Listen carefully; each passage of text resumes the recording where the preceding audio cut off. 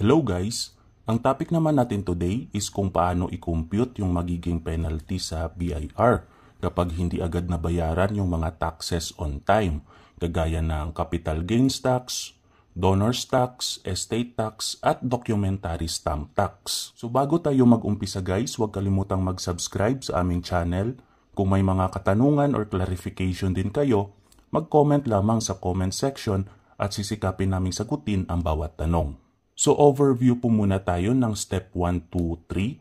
Explain ko lang saglit para pagdating po sa sample computation natin mamaya is mas makaka-relate po kayo.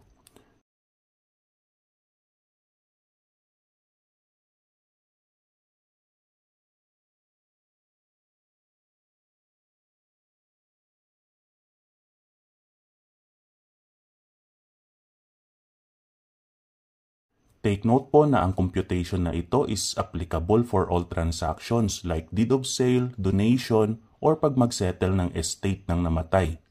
So under step number 1 po, ang unang-una pong gagawin is to compute the basic tax due or yung amount na dapat bayaran if on time po kayong nag-file sa BIR. So ano po itong mga basic tax due? Ito po yung capital gains tax pag may sale, donor's tax kapag may donation or waiver, at estate tax kapag patay po yung may-ari ng property. At yung partner nila palaging tatlo na yung documentary stamp tax. Under the train law po, same rate na po ngayon yung capital gains tax, yung donor's tax, at yung estate tax, which is 6%. While yung documentary stamp tax naman po is nasa 1.5% po yung rate ngayon. So ang tanong po ngayon is saan imumultiply itong 6% at 1.5% na rate. So actually tatlo po ang pinagbabasihan ng BIR. Ang selling price na makikita sa deed of sale, ang fair market value na makikita sa tax declaration, at ang zonal value na nasa record ng BIR, whichever is higher. Meaning, kung sino sa tatlong ito ang may pinakamataas na amount, doon po kayo kukumputan ng 6% at 1.5% na rate. So, mamaya i-illustrate po natin ito sa sample computation natin, particular na sa whichever is higher.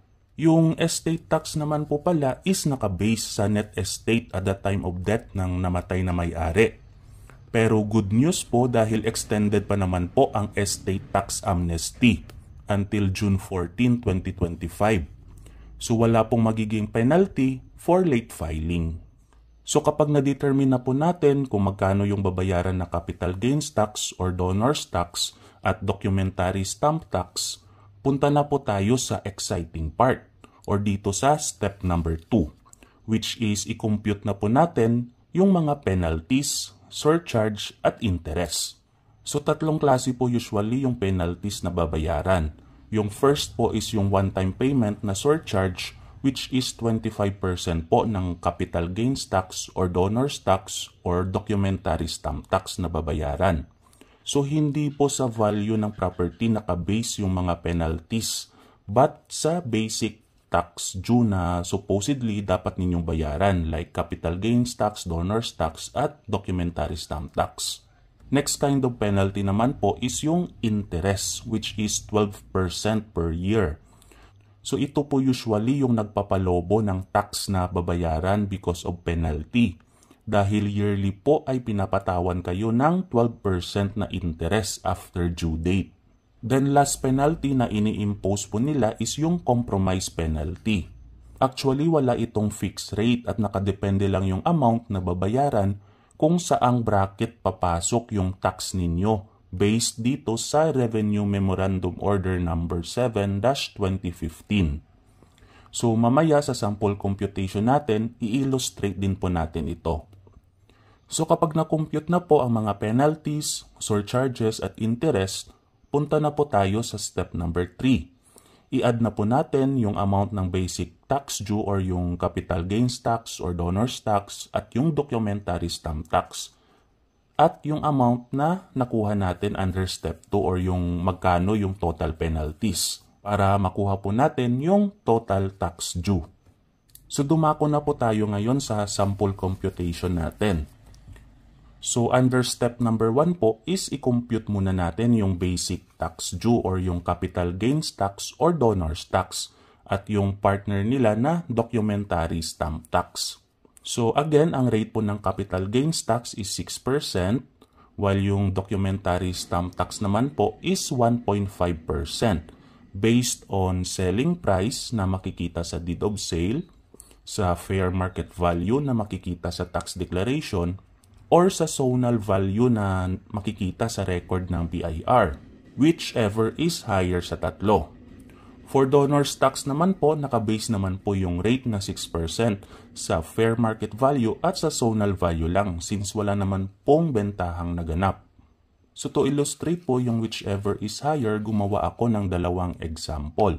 Sa example number 1, yung selling price na makikita sa deed of sale is nasa around 500,000. Yung fair market value naman na makikita sa tax declaration, kunwari ay nasa 300,000. While yung zonal value naman na makikita sa BIR is 400,000. Since ang selling price po ang may pinaka-highest value, dito po magko-compute ng 6% at 1.5% na rate yung BIR. Sa second example naman po, yung zonal value naman ang may pinakamataas na value. So madalas sa example number 2 na ito nagugulat yung mga may-ari.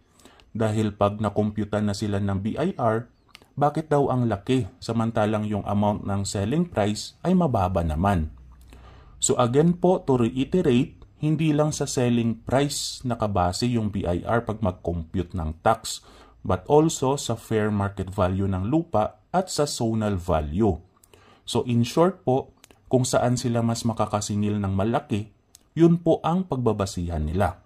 So madalas din po ito rin po yung problema ng mga tagalakad dahil akala ng mga may-ari or yung mga nagpapalakad sa kanila is niloloko na sila dahil bakit ang laki ng hinihinging pambayad sa BIR.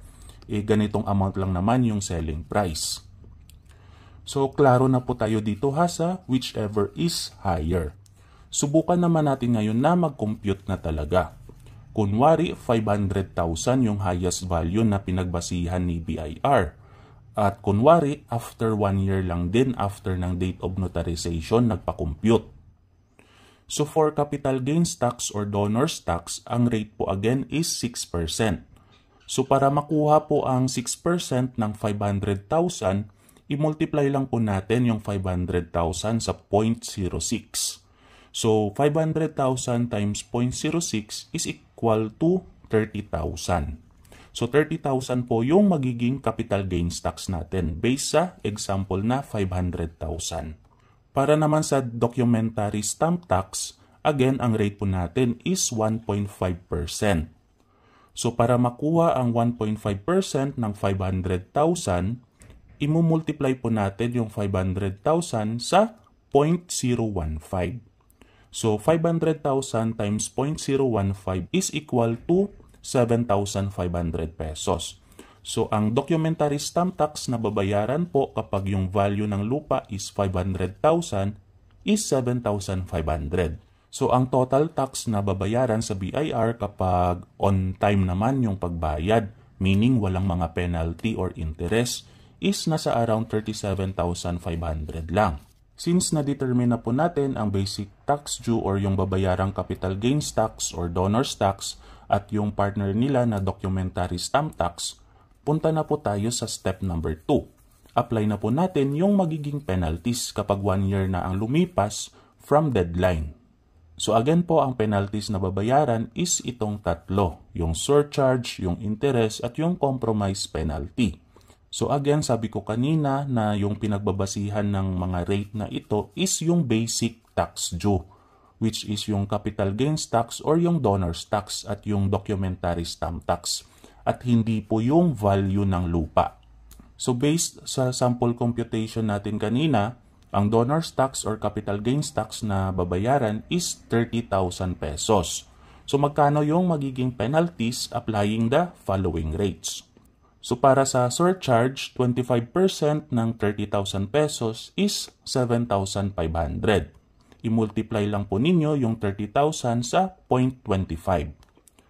Pagdating naman sa interest, Ang 12% ng 30,000 pesos is 3,600. So again, i-multiply lang yung 30,000 sa 0.12. Pagdating naman sa compromise penalty, sabi natin kanina wala itong fixed rate but nakadepende lang kung saang bracket papasok yung basic tax due na babayaran. So sa example natin, 30,000 yung basic tax due or yung amount na dapat bayaran as capital gains tax or donor's tax. So based dito sa Revenue Memorandum Order number 7-2015, pasok yung bracket na 30,000 sa 20,000 to 50,000 na range. Kung saan yung amount na babayaran na compromise is nasa 10,000 pesos. So kapag pinagsama po lahat ng penalties, ang total penalty na babayaran para sa capital gains tax is 21,100. So ang next naman po natin computin is yung penalties para sa documentary stamp tax. Yes po, separate po ang computation nila para dito. So based sa sample computation natin kanina, ang DST na babayaran is 7,500. So applying the same rates for penalties, ang 25% surcharge na babayaran para sa documentary stamp tax is nasa around 1,875. Then yung interest naman na babayaran if yung documentary stamp tax is 7,500 is equal to 900 pesos. Then para sa compromise penalty, refer ulit tayo sa table. So yung 7,500 is pasok sa bracket na 5,000 to 10,000. Kung saan yung corresponding compromise fee is nasa 3,000 pesos. So kapag pinagsama po ang lahat ng penalties para sa documentary stamp tax, ang total na babayaran is 5,775. So in short, ang total na babayaran for penalties is nasa around 26,875. Since na-compute na po natin ang penalties, punta na tayo sa last step ng computation or yung step number 3. I-total na natin lahat-lahat yung basic tax at yung mga penalties para makuha po natin yung total tax due. So again, ang total penalties po natin is 26,875. Kapag i-add po natin yung 21,100 para sa CGT at yung 5,775 para sa DST. Since nakuha na po natin ang total penalties, i-add na po natin ito sa basic tax due, which is yung 30,000 as capital gains tax at 7,500 as documentary stamp tax. So, ang total tax na babayaran is nasa around 64,375. So, in summary po, kapag paid on time yung tax na babayaran sa BIR, nasa around 37,500 lang po. As compared, while kapag hindi agad nabayaran on time at nag-lapse ng 1 year, ang babayaran po is nasa 64,375 na. So ang implication po nito based sa example natin, halos dumoble na yung babayarang tax sa BIR kapag 1 year na itong hindi nababayaran after ng deadline. So how much more kapag more than 1 year na yung mga penalties na i-impose? Pero take note po na per number of days po yung pag-compute ng BIR at hindi by year gaya ng ginawa natin. Pero syempre adjusted naman po nila yung computation. Following pa rin naman yung rates na ginamit natin kanina. Ang purpose lang naman po natin kanina is just to give you an idea kung paano mag-compute. At dito po nagtatapos ang ating discussion. Sana po ay may natutunan kayo. Maraming salamat po sa pakikinig. At kung maaari po ay mag-subscribe kayo sa aming channel. Para sa mga ibang katanungan or mga clarification, mag-comment lamang sa comment section at sisikapin po namin sagutin ang bawat tanong. Hanggang sa muli.